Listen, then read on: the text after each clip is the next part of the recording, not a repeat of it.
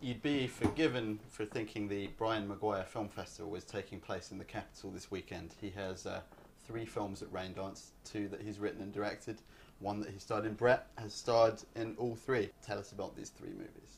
Okay, let's see. Prevertere is a pervert's quest for love. It follows one fella, Templeton is his name, on 3 nights with 3 different women, and you kind of see that he's fumbling around trying to figure out what love means to him and how it's going to fit into his life. Carlos Spills the Beans is a film about a large family, a family-owned restaurant, and our hero, his name is Steve Boyle, and he's an impotent prick, and he's trying to gain control of the restaurant and the woman at hand, who's played by Cece Sheffield. And Nine Full Moons, I'll let Brett talk about. Nine Full Moons is let's see, I guess it's a tragic, it's kind of a tragic, beautiful love story of the beginning of a relationship that worked in real life, and it's the first 9 months and all of the basically full moon quality experiences that happened from the moment this man and woman met until 9 months later, and in real life turned out to be a wonderful union of 2 people, and but the story of how they started is a real mother. Yeah. So, Brian, you've recently completed Window Liquor as well. How are you raising the money for these films to be continually making them one after the other? You're going for the Joe Swanberg Award. You're still losing, but... Yeah, I know. I'm catching up, though. I don't know. I mean, I don't know Well, I can how to tell answer you that question, yeah. Well, Window Liquor, the money for Window Liquor is pretty easy to explain because it didn't really cost any money. It costs very, very little money to make. It just costs a lot of time. That's it, Yeah. basically it. A lot of my time. This year was pretty much erased by Window Liquor for me. But yeah, Bret produced Window Liquor as well as Carlos, Prevertere, and Nine Full Moons, and the other films, you know, that we've made, like Black Bell and On the Holiday as well. So. All 3 films that are playing at the fest are strikingly different, and really what I've got from what I've just seen is that the films up to and including Carlos are these kind of wicked larks, whereas I'm going to mispronounce the name of the film again. This is going to happen. Prevertere has plenty of it that seems a lot less plot-driven and more interested in the psyche of the characters. Was that a conscious effort on your part this time around? Yeah, actually, Prevertere was the first film that I wanted to try to break the glass, because I feel like all the other films that I've made, you kind of watch them behind this glass, and they're interesting and engaging, but I don't feel like you're getting hit with an emotional sort of feel from the film. So that was my goal with Prevertere, is to try to make something that would move an audience or an audience member on some level. And I think, yeah, coming from out of there, it became more about the characters than the story and their emotions and how they felt in the moment versus the long-term outcome of where they're going. And Prevertere is all about a guy to whom women mean little more than sex, or at least I think that's what he tells himself. Right. He acts aloof, he's distant and unattainable to all women, he's good only for a quick lay, but it's interesting in that a film about sex, you show very little of it, Yeah. and what you do see isn't really visible. Right. You know, it's a tough one. When you're making a movie about sex, it's either you're making a porn or you're not hitting the mark or something. I feel like it's a tough sort of window. But I always had the idea is that the way that the sex scenes are shot, like through the fish tank and those sorts of shots, were always sort of the plan. And I like what Bret had said to me at one point. He said, the only time you see nudity in this film is not when they're having sex. It's more in the uglier moments of when they're having some sort of engaging argument or something like that, and when they're having sex, it's kind of more covered up and stuff. And to me, on some level, from the images that we're showing, you know that they're having sex, and without showing the dick going in the vagina, I feel pretty comfortable and like happy with the way things have ended up on the screen. So what I love about Brian's Brian's style of storytelling is that he's kind of always interested in like if something really crazy is happening in one room, if there's an orgy happening in one room, he's more interested in the one guy who's in the other room who doesn't want to go in there. And so while a lot of filmmakers are trying to make these trying to focus on the obvious things that might be more shocking and stuff, he's more into the personal emotions of the people that don't have the courage to go into that room or something. So I've always liked Brian's style on that one. So it's like you're doing the reverse of what a lot of mumblecore is about, really, is this idea that sex is ugly and it's shoving it in your face, and you were saying, well, the verbal discourse is a whole lot uglier. Yeah, I mean, sex when you're actually in it is fun, but it's like, as a topic, it's kind of boring in a way. It's more about like the way these people feel about it before and after that's more interesting to me. So that's what I try to do from there. Actually, you mentioned the fishbowl, so I just want to ask you specifically about that shot. Is there some greater significance to why that shot through a fishbowl? The fish that are in the tank are the Japanese fighting fish, the betta fish, and the goal was to have them kind of going at it and fighting while they were, going at it on the bed or whatever. But in the matter of saving time, we couldn't wait for them to get into it in the bowl. So that's kind of what was the idea. I don't know. That was like probably one of the first sort of images that I saw in my head about this movie, was like shooting through the fish tank, and I don't even know where it came from, like, or why he called me up one day and he said, "Okay, I figured it out. I figured out how we're going to shoot the sex scene. There's going to be a fish tank. We're going to, I said, what the hell, Ryan? Where are you? So, but yeah, he told me about it as he was writing it. So I watched the two films back to back, Carlos and Prevertere. That was really strange to watch them literally one after the other. And immediately, when you go into Prevertere, it's so much scrappier than, it's certainly not as polished looking as Carlos. So the question, or two questions there really, is that mostly a budgetary thing, or I'm sure also, there's a reason that you're going for that aesthetic? Is it purposeful as well as based on cash? Yes, it's the way the Prevertere looks and the budget feel of it. Like, the goal always was to try to make like and I don't know, I sort of feel like this is always the goal for me, but usually. But I love, like, Jarmusch, and I love like the '90s and the films that came out of the '90s, and like, just seemed like there was so much money to go towards an independent film that might be about the craziest story, but where nowadays that stuff doesn't seem to happen so much. But with Prevertere, I kind of wanted, like, there's a couple times in the movie where you can see like a C-stand or some other film equipment, and there are little mistakes, and I always loved them when I saw them in the editing. I'm like, oh, there's the C. Like, I kind of wanted to keep those sorts of shots in there because I wanted it to feel raw. I wanted it to feel real, and I figured if I had like really great acting and the production value was like kind of falling apart at the seams here and there, that maybe it would kind of help build this feeling of like, holy shit, this is like really happening. Like, I was not afraid to have some little piece of equipment stand out and then take you out of the movie, because I feel like somehow that'll take you into it a little bit more with this one. Was the goal or the hope.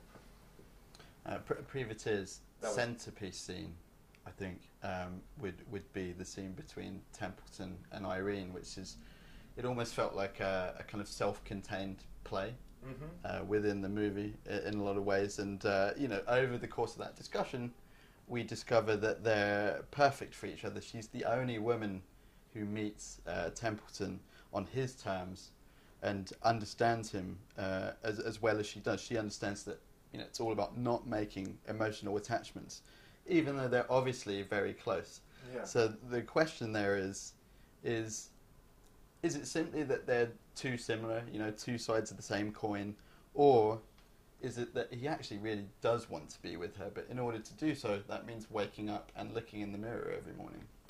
Yeah, I think it's what you're saying there. I think he really does want to be there, but he's so disconnected from from actually being able to attain that with her because of the life that he lives and the other women that he's involved with and his interpersonal fears and whatnot. But I think for her, she really loves him a lot too, and they're coming at the same place, you know, and it's like, if in order for them to actually take on that love, then the game is over, you know what I mean? Like that, then their relationship dynamic changes, and they both kind of know that in the back of their head, so I think they can skate that line, but they can't. If they go there, they would probably not like each other after 6 months, in my mind, is my guess. I don't know if that's true or not. But. And have you, I know that you haven't screened it here yet, but at other screenings that you've had of the film, has that been a part of the surprise of the film, really, in that if, like me, you can't even pronounce the title of the movie, and you look at it and the word pervert flashes up in your mind, and you kind of go into it, and you look at the poster you've got over here, and you think, oh, it's about perversion, but really, it's really about self-loathing, no?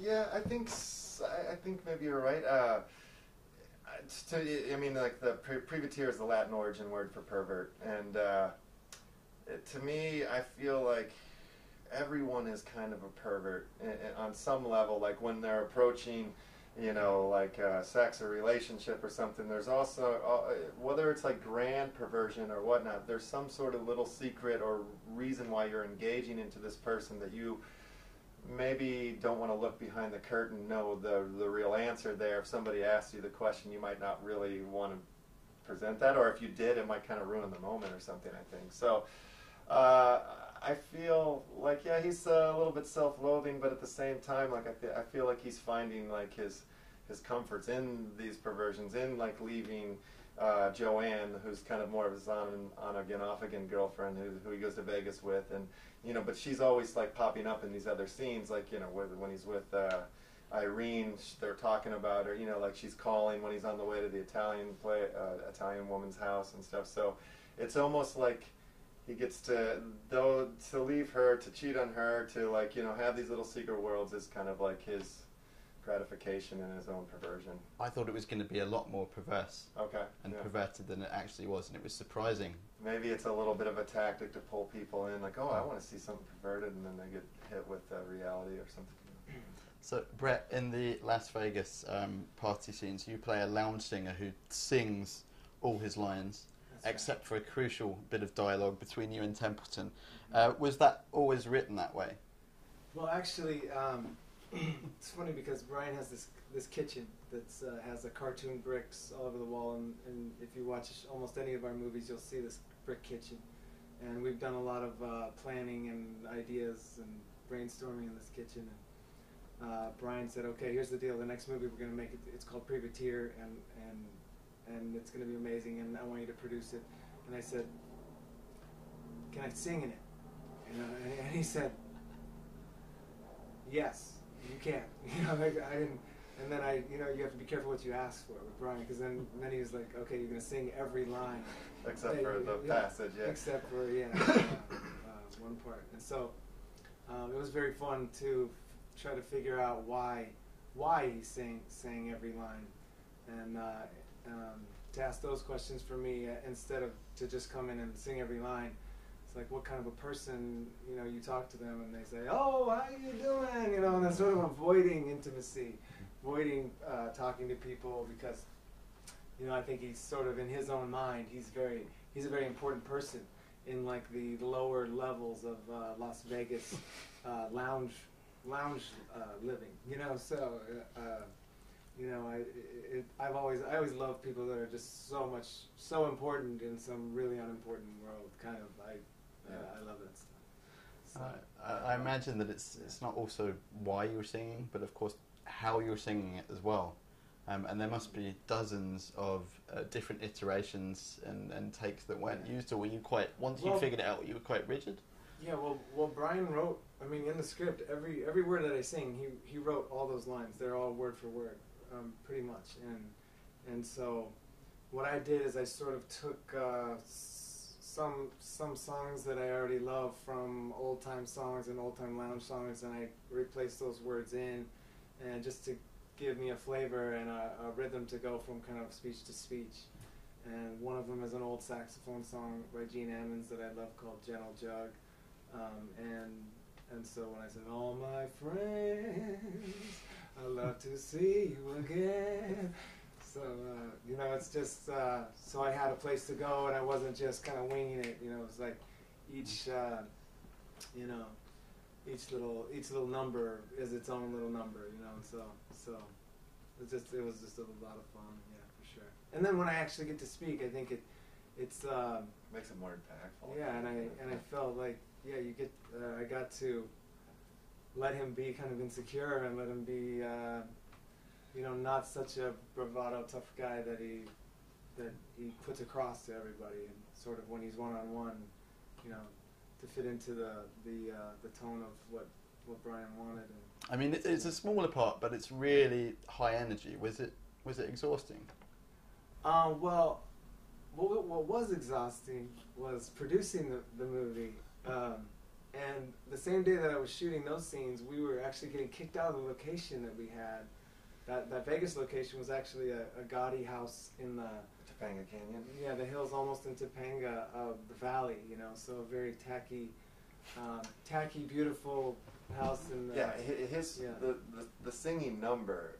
The cops were on their way, and so every angle of that is one take, because that's all, you know, that's all the time we had for. So we shot the number frontwards, backwards, and on the sides, or whatever angles we had, and then we ran out of that place, and I went and sat outside of the house, and I didn't know, we still had another day that we were supposed to shoot there, and I was like, I don't know if we, you know, what are we going to do? But I looked at the list and everything, and we shot everything inside the house we needed, but now we needed to shoot all the exteriors by the pool, but now we've lost this place. So we had like a night to figure it out. Yeah, so Brett, and I don't know how you did it, but he found Marvin Gaye's old pool, and the pool house looked kind of like the house. They had the same sort of trim and stuff, so I'm like, this is going to work. So like overnight we were at Marvin Gaye's pool and shooting the next day, which was amazing. Wow. Yeah. And it worked out. Yeah, and that was kudos to our art director, Christoph Van Kooning, because he was friends with a guy who now lives in Marvin Gaye's old house when he was sort of in his heyday.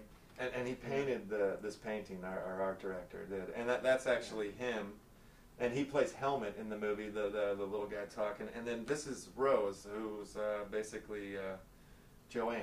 And you know, and he wanted me and my girlfriend at the time to pose naked for the painting, and I was like, I can't do it or whatever. So it ended up being him and they're actually married and whatnot. So that's wow. Well, they actually incredible. Those two, Rose Rossi and Christoph Van Kooning, they came to us and said, we want to make a movie with you guys. And they actually had a house in Vegas that was apparently had been untouched since the 70s.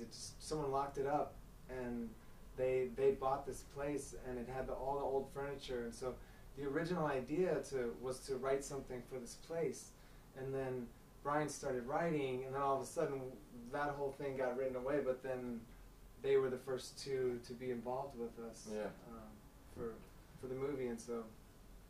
You know, it was just awesome. They came to us and said, we want to make one with you.